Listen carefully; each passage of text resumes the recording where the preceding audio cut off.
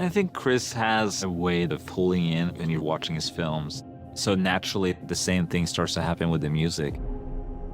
One of the first things that people would expect when you go to see a movie of this scale, sit in a movie theater, is to hear the sound of a big cinematic orchestra. And you've seen that before, you've heard that before. For this one, Chris wanted it to be different. We wanted the film to feel like a recognizable world to people, even though it was going to be ancient Greece. We don't want it to look and feel like previous movies that take on this kind of classical world. What can we do that's more timeless than that? I knew that in order to create this completely original world, I also had to get out of my comfort zone and find sounds that I haven't worked with before. Ludwig went very deep on researching the sort of instruments that they might have had at that time. Chris had mentioned early that he was interested in aulos. He was interested in lyre. The aulos is an ancient Greek instrument. It was the most popular rock star instrument for 1,000 years. This is a replica of an aulos. The original dates from between the 6th century and the 5th century BC.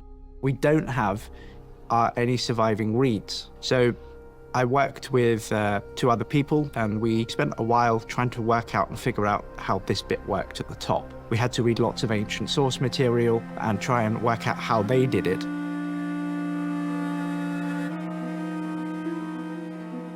This is a reconstruction of an ancient Greek lyre. To be able to play it in a philological way, we have to do research between iconography, philological sources, and the personal experience as a musician.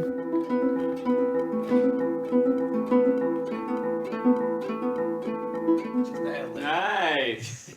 Wow! You nailed it. Another thing that Chris mentioned too early on in our conversations was to use bronze. This is the Bronze Age. So gongs, for example, made of bronze. You can make these instruments sound a way that you never heard them before. And started to experiment with a lot of other stuff, hitting walls, hitting railings, hitting, any kind of things you could find outside, like scrap metal or air conditioning units.